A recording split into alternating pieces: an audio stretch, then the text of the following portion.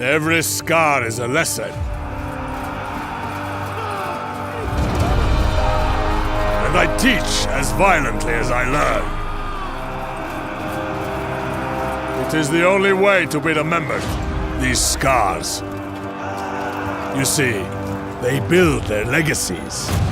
Buildings burn. Ha! I carve mine into the earth. Let these great kingdoms try to forget my lessons. Let them be afraid to speak my name. Irsu comes, royal ducklings. He is a warty old crocodile with 1,000 scars. He brings chaos, anarchy, blood in the water. Waddle into my reach, ducklings. The old crocodile is coming!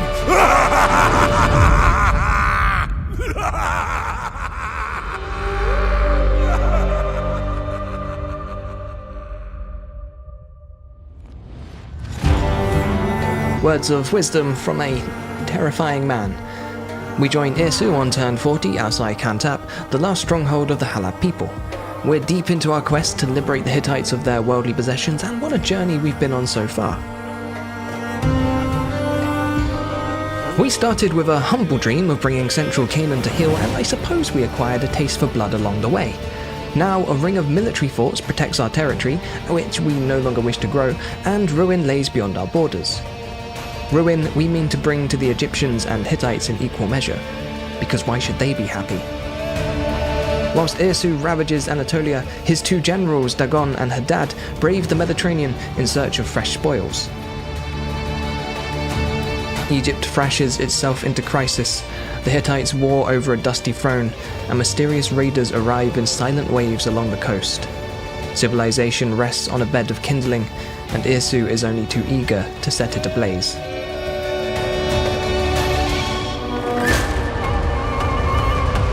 Look out, Kantap, we're invading on 3 fronts. Front 1 puts Habaru raiders in the thick of it whilst reinforcements catch up. Front 2 is a slow advance, we're hoping to draw them out a little here. And Front 3 is our right hook. There are significant reinforcements inbound from a nearby fort, and Irsu's hoping to thrash them silly before they can make it into the settlement proper. Fire arrows to lower their morale and cut off their escape through the trees, whilst the rest of our units box them in and decimate them.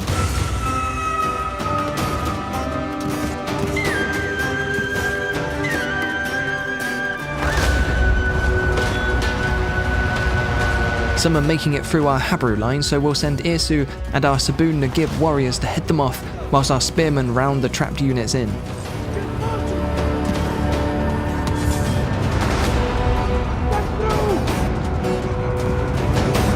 A few battered units have made it through, but if Kantap was relying on their reinforcements to save them, then they'd best find a new strategy.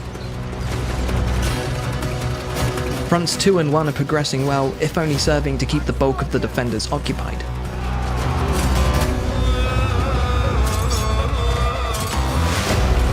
I don't love that the routers are getting away. Let's see about cutting them off with some fire. A lovely patch of grass and trees is the perfect spot to focus our flaming arrows.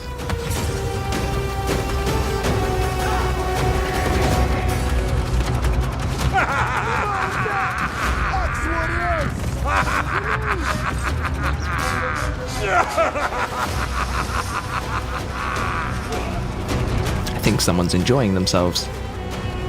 Have we, do you think we've overdone it with the fire? No, definitely not. Front 1's almost broken through. We'll flank with our Sabu Nagib warriors and set them to reckless advance. The hit to our defense won't matter when we're crushing our foes against swords and axes.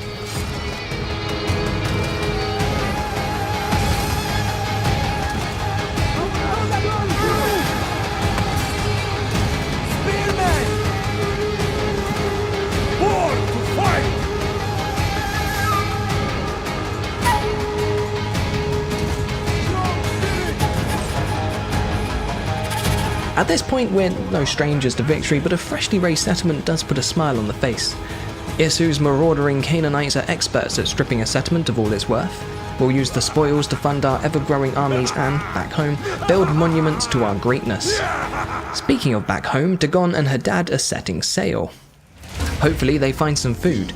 Sacking and razing means we're not in danger of starving anytime soon, and there's still bountiful, fertile lands to sully. However, it doesn't hurt to put some of that hard-won stone to good use and build ourselves a smuggler's market. Whilst we're gleefully ushering in the end of the world, disorder explodes and our underhanded scheming results in a stocked larder. Times of prosperity sees a smaller yield for us, so we've a vested interest in sowing chaos. You'll be pleased to know that all the wealth we've amassed thus far has been honestly earned, or taken from people who honestly earned it. That means not a single trade deal in sight. But why? Well, Irsu really likes killing, and honestly, I do too. Thankfully, in Total War PHARAOH, you're free to experience the collapse of the Bronze Age however you see fit. For me, I wanted to play how I thought Irsu would. To that end, I've turned off the ability to initiate trading, because why trade when you can take? I've increased character movement because I think Irsu would push his men to their limits, and I've toyed with settings that get us into big fights quickly. I've also turned off the ability to retreat from battles because Irsu suffers no coward. I'm probably going to regret that one. Tier 5 Chieftain's estate and some advanced resource buildings will set our mind at ease whilst Irsu and his generals explore pastures new.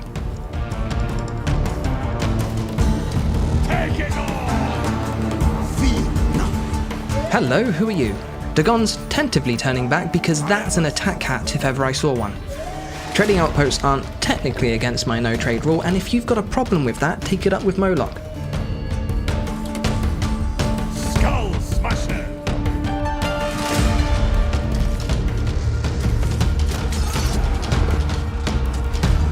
What is this? Some kind of sea person? Let's see how they fare against my ambushing slingers.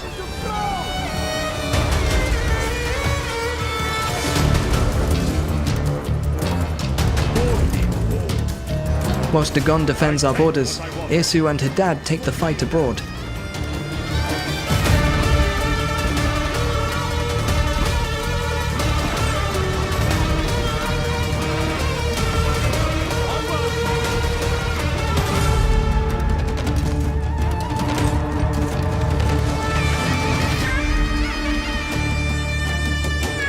Fire arrows to spook them, and a spear wall to block them in.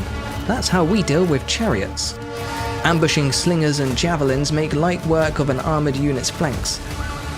Sly Egyptians hid their spearmen in with their slingers, thwarting the charge.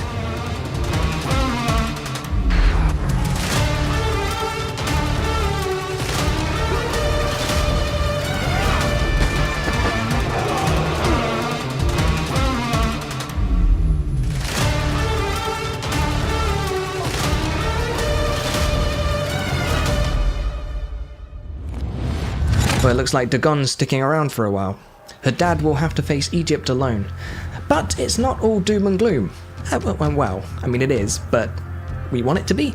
Anyway, more sea peoples means more cracks in the foundations of civilization means more food coming into our market. In other words, the sea peoples are kind of our frenemies right now. Together, we'll bring the world to its knees, but preferably at a distance from each other. And you know what? If the world's ending, let's see about hedging our bets on the old god front. A second deity slot means more boons, another dedicated general, and just a dash of variety. During our conquesting, we settled 2 new outposts which we'll use as pit stops and fallbacks along our violent way. Yet, in a fun twist of fate, both Tegama and Peyunaman happen to occupy sacred lands of their respective cultures, meaning our warmongering, fire-loving, master of raid and pillaging Irsu himself is eligible to make a grab at Pharaoh or High King. It's a tempting prospect, provided we put in the necessary work to amass the needed legitimacy. But we should always ask ourselves WWID. What would Irsu do? And Irsu would laugh, melt both crowns and forge them into a spear or something equally as sharp. Yeah, they can keep their lofty thrones and their stupid big buildings. We're all about tearing the world down, not building it up. No throne for me. So sad. We've just hit level 16, which opens up a new title slot. We've already unlocked 2 of our wanted titles, Overseer of Foreign Tribute and Lord of Ruin, both designed to bolster our devilish raiding ways. We're heading towards Glorious Devastator, but we're still a little way off, so we'll apply Heart of Stone in the meanwhile. After all, reduced unit upkeep's nothing to sniff at. A worthy general knows their reputation is only as good as their actions, and strong actions require the best equipment. In our pillaging thus far, we've discovered a nice variety of ancillaries, from armor to weapons, mounts to shields, and everything in between. Here, we can shape our bodyguards to our will. Light armor wearing bowmen, heavy defenders, solid all-rounders, or even chariot chargers. Our bodyguards can fulfill any role we demand of them. We've recently discovered a nice, strong axe which we'll give to our bodyguards. Bows are a coward's weapon, and chariots aren't personal enough for Irsu. We can acquire further ancillaries to apply to our army, affecting things like line of sight, battle loot, aura size, and more. We're still looking to reduce our food upkeep, so we'll replace our sash with the scythe of quality. Items aren't an instant swap like weapons, armor, shields, and mounts, so we'll need to wait a turn until our lovely new scythe arrives. Back home, and Dagon should prepare for more invaders. We'll drop off a few of our more expendable units in a nearby fort and start recruiting some veteran Canaanite swordsmen and light Syrian archers. These are expensive tier 3 units earned through our upgraded native recruitment office, and should give any invaders pause for thought.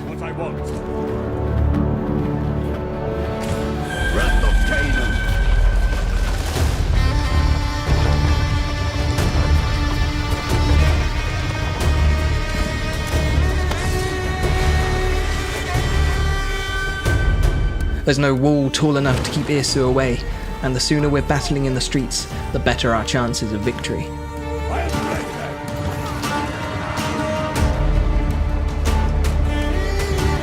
Our second front has encountered more resistance than we were hoping for, and getting through the gates is looking unlikely. The walls are our only option.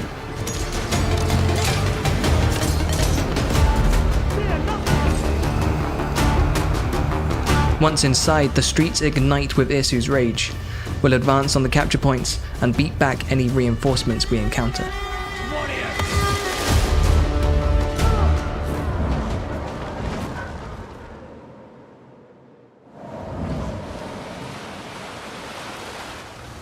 Across the Mediterranean, Hadad seeks his own fortunes. We've surrounded Sai and advanced on 4 fronts with an infantry and chariot split. Our goal is to sandwich Sai's defenders between shield and chariot, whilst our fleet-footed units hunt down the capture points.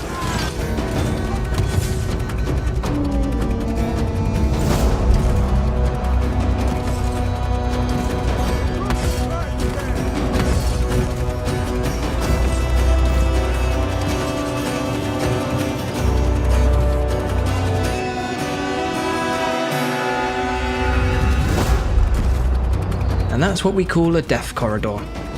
Wouldn't it be ironic if we got trapped in one later? An ambition. These helpful options pop up from time to time, guiding us towards optional, short-term goals. This one should help me beat back the relentless tide of the Sea Peoples. They're everywhere, and Hadad's a little trapped. But Dagon's not faring much better, and the latest invaders caught me in a bad mood. We've been forced into the mud, a death sentence for heavy units, but we'll counter it by ordering our men to give ground. This lures the hapless foe forward, allowing us room to flank.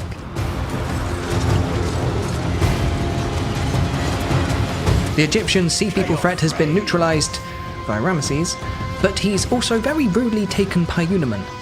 Hadad's recovering, but his retreat's blocked. We'll need to send Dagon to rescue him. Elsewhere, Irsu's living his best life at the expense of the Hittites.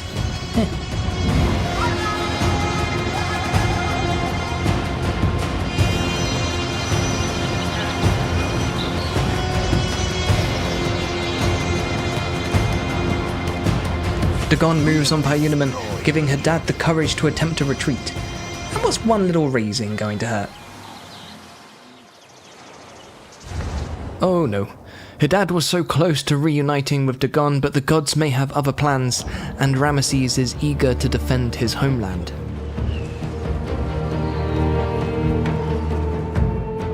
We've taken the hill and mean to hold it against the attacking Egyptians. Ordering our men to hold should give us stability against Ramesses' chariots, at least until our own can wade into the fray and show them how it's done. I will loot your corpse when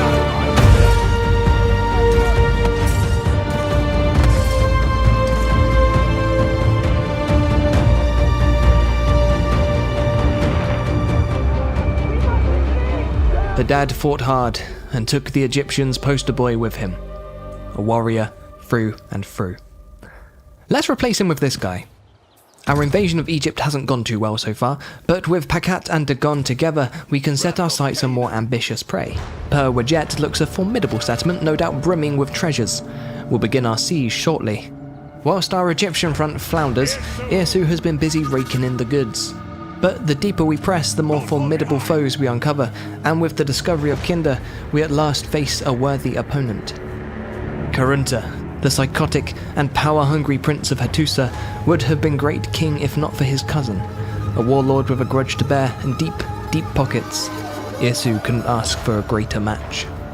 This bull just grew horns. Before we commit to a full-scale war with Karunta, we'll hike back to Samoa and finish them off. The last thing we need is a loose end pulling us away from a good fight. Dagon and Pagat prepare for their attack, but more sea peoples darken our horizon. A new general to protect our land should keep Irsu in the field, and, with Samoa turned to ash, nothing stands between us and Karunta.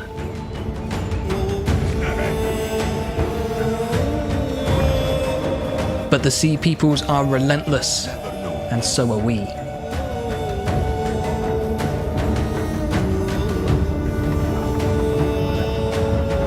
Civilization is slipping deeper into collapse, and the glorious battle Irsu was promised has been stolen from him by raiding sea peoples. Still, a fight's a fight, and these sea peoples are rapidly slipping from frenemy status to just plain old enemy. In Egypt, sea peoples and civil war has sown chaos, and we're hoping the battered Egyptians are too distracted to notice our invasion force. Of course, without the ability to retreat, every conflict initiated is a gamble. Well, live by the sword, die by the sword. We'll at least give them a black eye. As the door likely closes on our Egyptian expedition for the meanwhile, we'll try our best to keep Irsu in the field. If Akat can repel these troublesome sea peoples, we should be able to keep the resources rolling in. God's help me if Irsu has to march all the way home. The laws of RP compel me to act potentially not in my best interest here. But Irsu's probably foaming at the mouth with the injustice of being denied his prize, so let's see about enacting some ill-advised vengeance. No mercy! The deepest scars hold the greatest lessons. Mine taught me to take, until you can't. Fill your pockets with coin and blood.